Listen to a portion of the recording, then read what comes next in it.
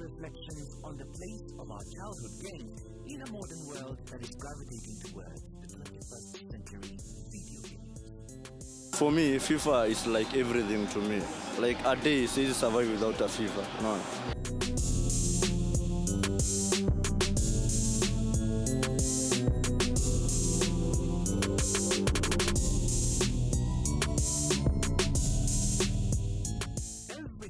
Since the beginning of human existence, has sculpted objects that have lasted hundreds or even thousands of years. A sculpture as a three-dimensional object is different from other art in that it is also tactile and allows even the blind to experience it. As intelligence develops, the human ability to use the materials of the external world develops.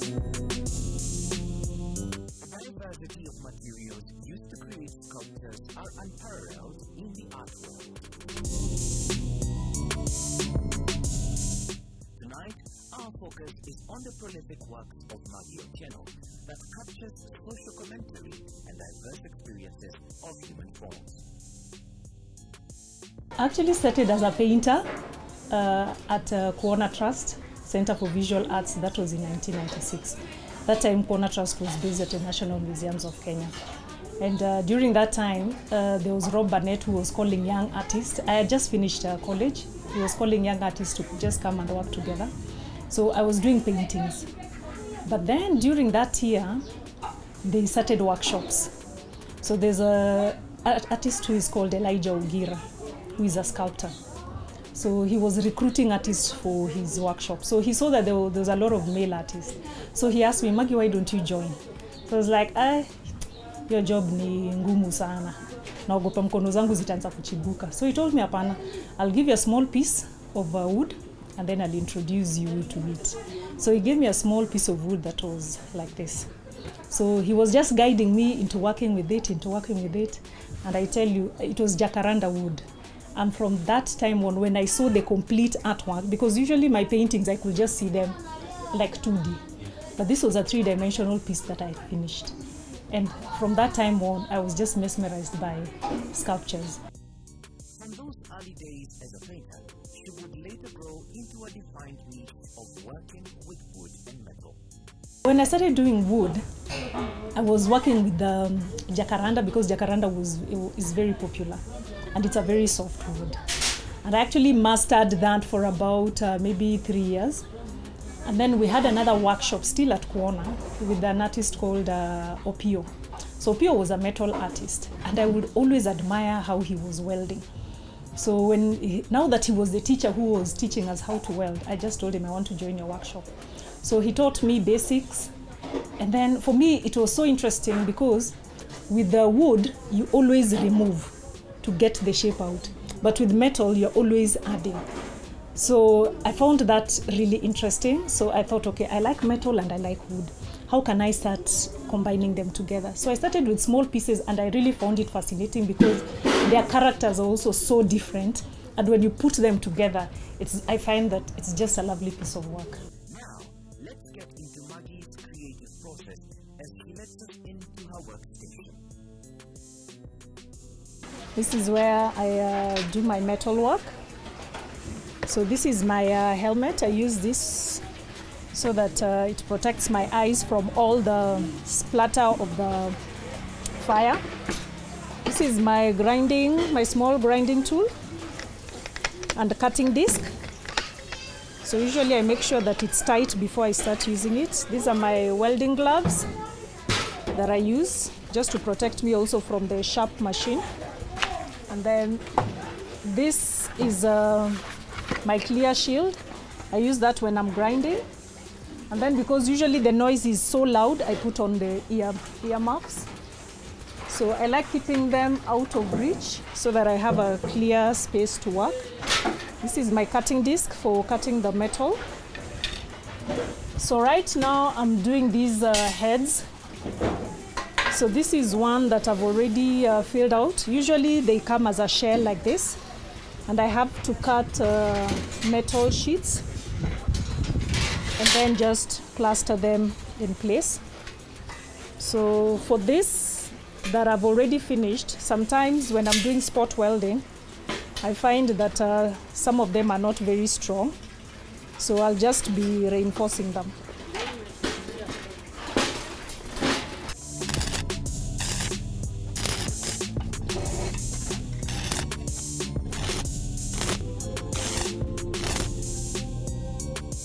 Every day she battles with the perceived impressions of female welding and working with power tools. I think for me, I'm very used to the power tools. Of course, with time, I've gotten used to them. And it was not always easy, because sometimes you'll find that when I'm using like the welding machine, there could be a spark somewhere or even on the grinder. So it has not always been easy, but with the time I've learned even to fix. Like if my welding machine if it's not something too technical, I'm able to fix it. So I try to take as much precautions as possible. But many people, even when I take my work for the exhibitions and I'm not in my overall and I tell someone I did this, many of them won't believe. Some of them actually really think that I get people to weld for me, I get people to cut for me. So I tell them, no, I do this thing by myself.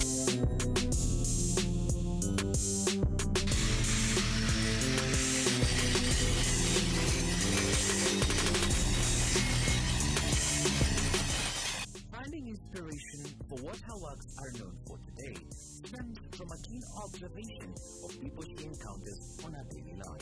At the beginning, I used to do a lot of hands because I used to love gestures. So my earlier works are hands. And then I started like, why don't I start doing people? And because I like abstracts, I used to do figurative pieces. And I think I just started inclining towards that. So my pieces are mostly, especially the titles, they're very abstract, but when they're combined together, and I tell you, these are people doing this, you can actually sort of relate to them. Her breakthrough as an artist would come in her formative years, giving her the much-needed motivation to keep on pushing. There was a lot of tourists who used to come. And many of them used to pass at the studios and just look at what we were doing as young artists. And those days we didn't know how to price our work. So someone would come and you had a piece like this and they would ask you, how much is this? And then you're like, gosh, I've never even sold a piece. Then you'll be like, 2,000. You're not even considering materials. The time you have taken, you just wanted money. So for me, my big breakthrough was when I was invited, my work was invited to participate in an exhibition in Netherlands. And then I was like, wow, you made my work can actually travel, like go somewhere else and make a name for me. And the pieces that I took there sold. And that's when I started thinking like, okay, maybe I need to start looking at this in a serious way as a career and just running with it.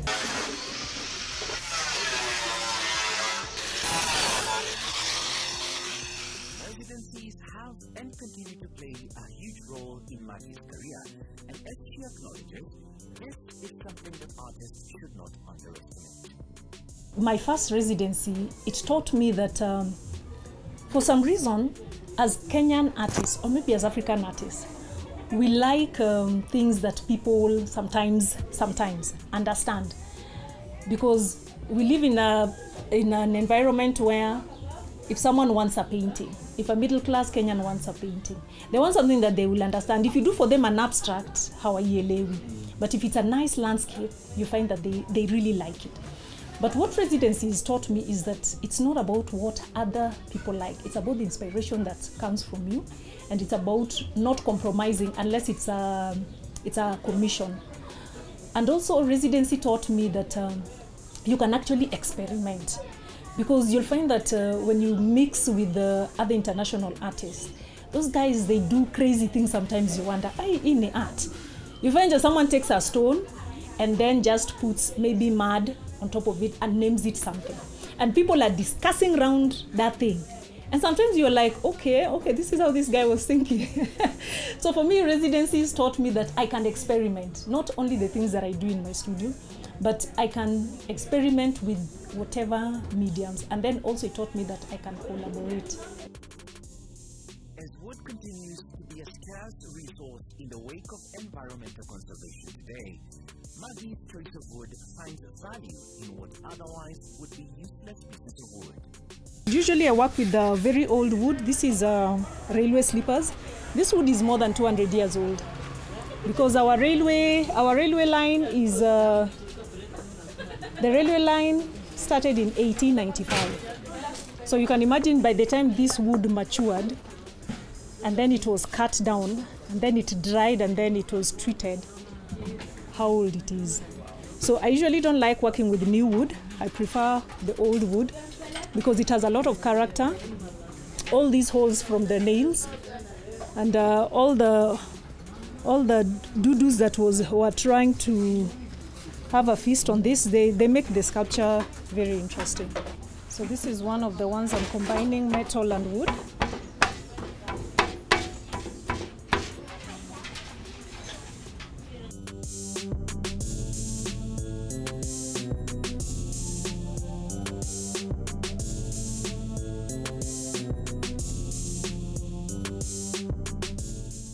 Working with metal takes on a rather precise skill.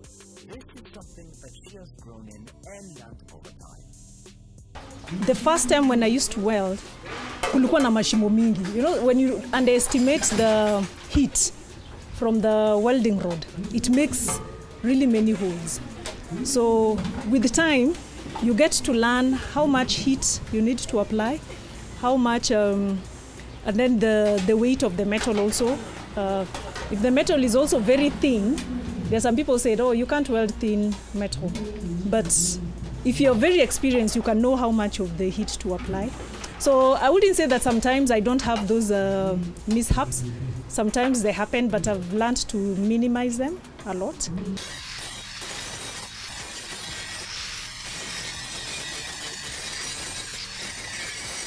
Putting your work out there through exhibitions has been fulfilling, though not as notably as her impressive site installations.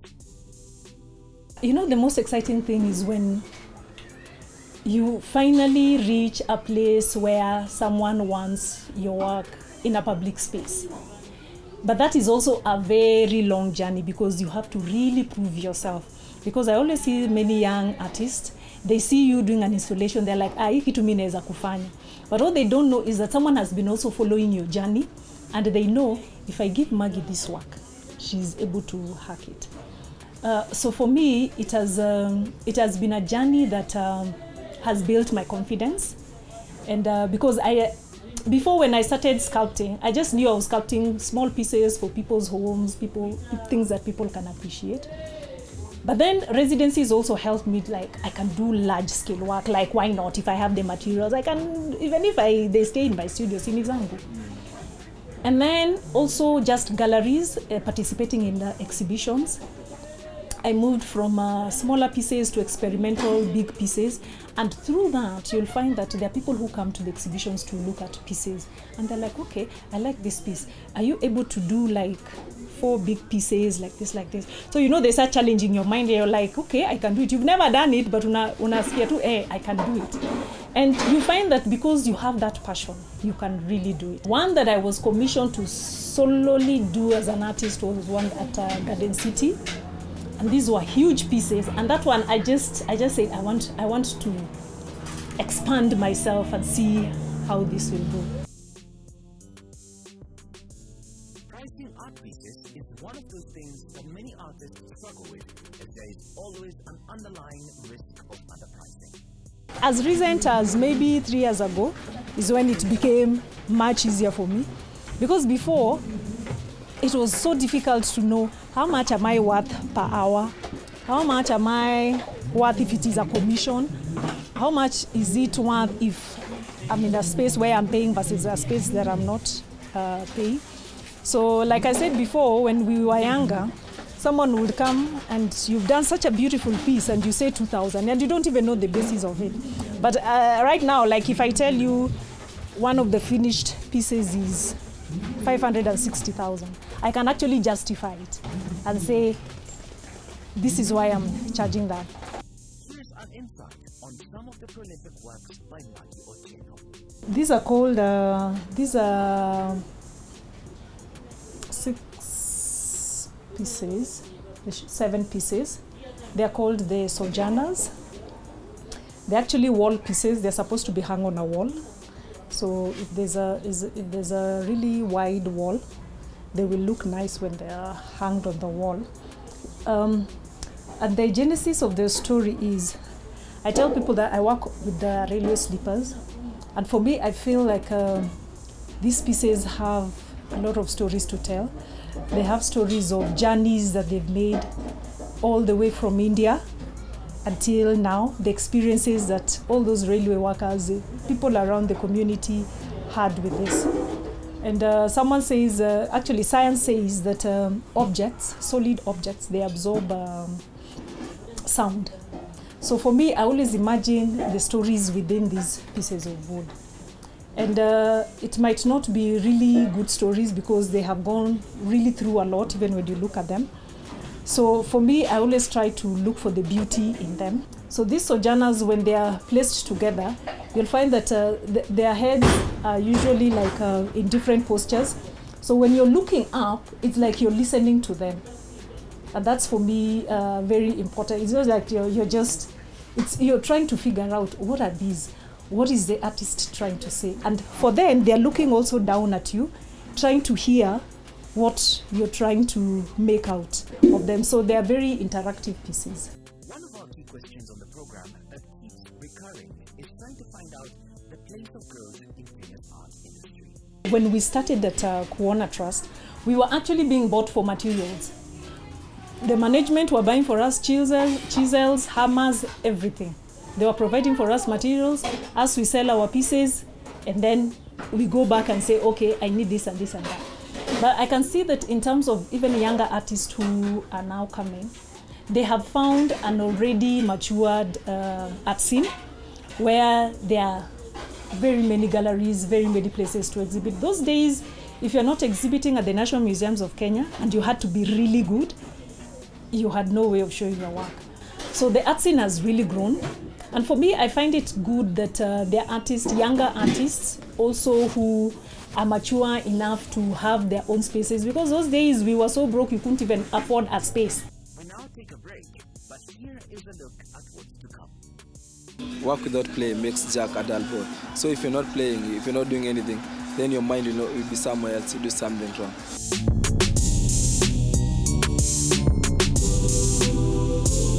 This week on Crosstalk. People don't want to hold our leaders accountable. You know, no one wants to go and ask their MP, why are you a legislator and you have never talked in parliament? It's sad that in a country like Kenya, where we say we are a primarily agricultural country, many people are not able to feed themselves. How do we get this conversation and we get our leaders to actually address this? That's this Sunday at 8 p.m.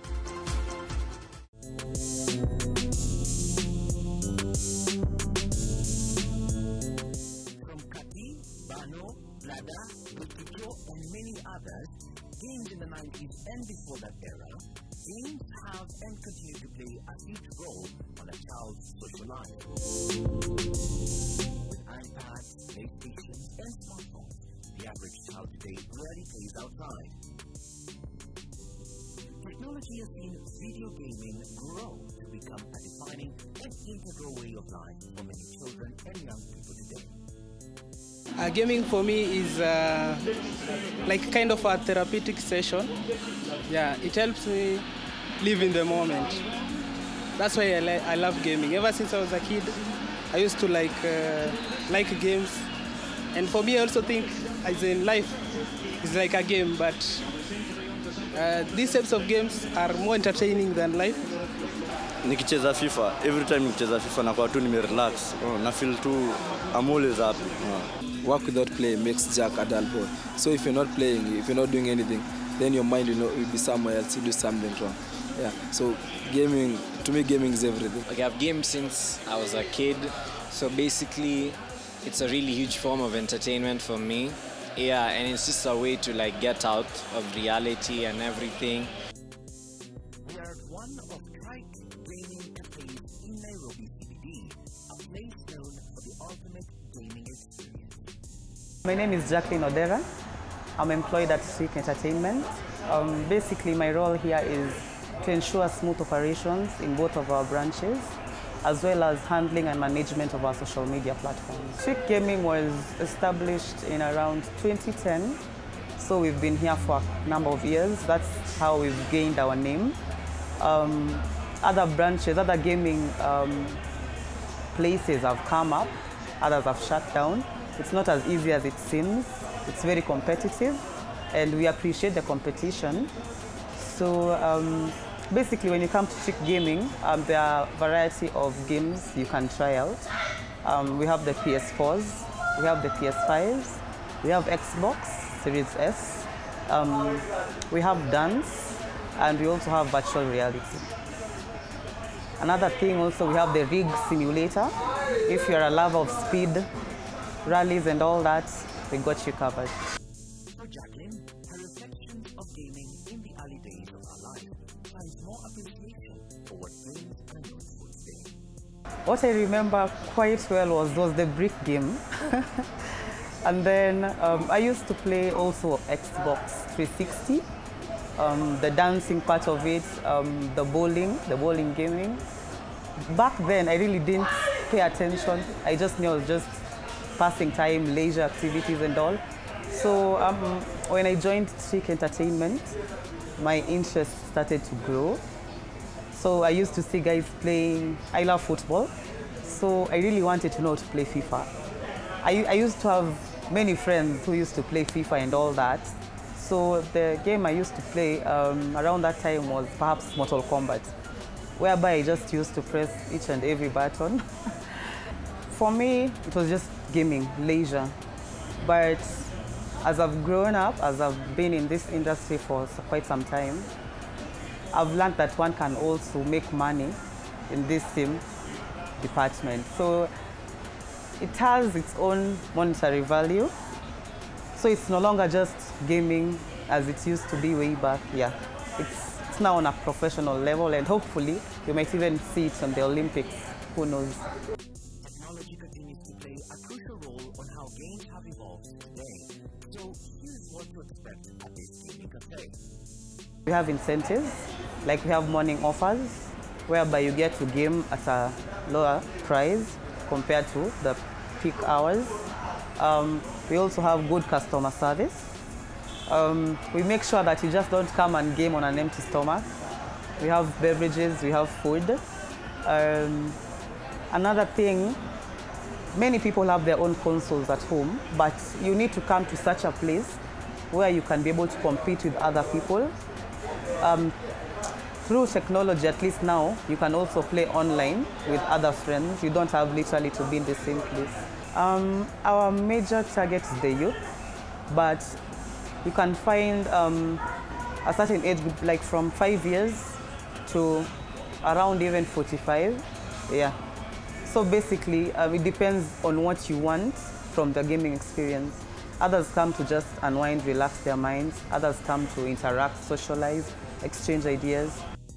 With that in mind, we're keen to find out if there's still a place of some of the traditional games that were played back in the day today. We're in the 21st century. Like, you see the way we used to go out and play Bano and all that. Now, children are no longer doing that. They are concentrating on the game. Change is inevitable, so we must go with the change. Right now, I don't think so, because as in the way technology is moving so quickly and the games are becoming more advanced, I'd say they can't keep up. I mean, those games, zimeshaisha hizo. Technology keeps on changing, and we have to adapt. Right now, we have PS5 and Xbox Series S and X. Next year, I'm so sure PS6 is gonna come up. So you can't stay behind with the way back games. Yeah. So you also want to be updated with the most current and ongoing games that are available. It is clear that things have changed, but as psychologists argue today, it seems gaming is leading many into antisocial behavior. I feel like it's taken, especially now the generation that's younger than us, most of them, if not all, are into gaming and they rarely go outdoors and do the other things we used to do as kids. No, I interfere anything because still physically kucheza futa ni poa. So yeah, ina depend to time gani, especially weekend. Weekend bado nacheza futa, weekdays bado naguza FIFA. It may change too a lot to me. So. The more mnacheza hii game, unajua mna interact na watu wengi. Yaani mnaweza create tukatona, sasa unacheki mtakuwa watu wengi hapo. At least if you have your own console, you have the option of playing online with your friends if you don't have to meet at a physical location. But trust you me, when you are in such a setup, it becomes more interesting to play other than just being in your own bedroom, just playing by yourself. There's a different kind of vibe when you're playing in such an area and when you're playing at home. Does that mean video gaming is finding its place in our lives today as a culture? Redefining leisure and becoming a sporting activity. It is a culture right now. Right now it is a culture because way back, first it was mostly dominated by the male. Nowadays I see ladies come and play FIFA. I see guys going to do dance. So it's diverse, yeah. And the mere fact that it engages the youth, I believe that's also a bonus. We also do tournaments. The last tournament we did was, I think, 3 years ago, if I'm not mistaken. And registration was 200, so we make it affordable for guys to come and register. The winner was walking away with 100,000. The second runners-up was walking away with 50K. And the third position was walking away with 25,000. So it brings about that competitiveness. And like I said, as I'm handling the social media, I get a lot of inquiries. When's the next tournament? When's the next tournament? So we are working on it. It's just that it was quite difficult during the pandemic because of the restrictions, social distancing and all that. Yeah. So we expect to host more tournaments in the course of the year. Yeah, and invite guys to come and join and register. Above and beyond the social impact, video gaming is becoming a key contributor to the economy, with a market value estimated in the millions. This therefore means gaming parlors and cafes need to find an edge. This is an expensive kind of business venture. So basically you just start with your own budget. Like I said, we started around 2010. We managed to come up with 3 branches. So it takes time as well. You can't just start now and expect to boom, considering there are so many other gaming places. And also competition is now even stiff because the same kind of business concept has been brought to our doorsteps, the estates and all that, and they offer very affordable prices compared to us. But now, what gives us an advantage is we're in the CBD, which is centrally and strategically located. There's the one in Commonwealth Building, 6th floor, Moi Avenue. Then we have another one at Tomboya, Elroy Plaza, the building next to Quickmart Supermarket, 2nd floor. That's it for tonight's show. Remember, you can share your thoughts, questions, and comments to the SMS line 20216 or WhatsApp on 0786 316 316. Also, you can now stream your favorite programs on the go on our YouTube page, Family Media. If you enjoy, remember to subscribe and hit the notification bell for a first-hand glimpse on the latest updates. Next time on Hitasa. Once my mom just told me that, why don't you just get married? You're a woman, just get married, you don't have to struggle na marangi and ananitanga Mrs. Marangi. So I was like, no, this is really what I want to do. We've done over 10,000 tons of e-waste that we've safely disposed, saving the planet over 14,400 tons of CO2.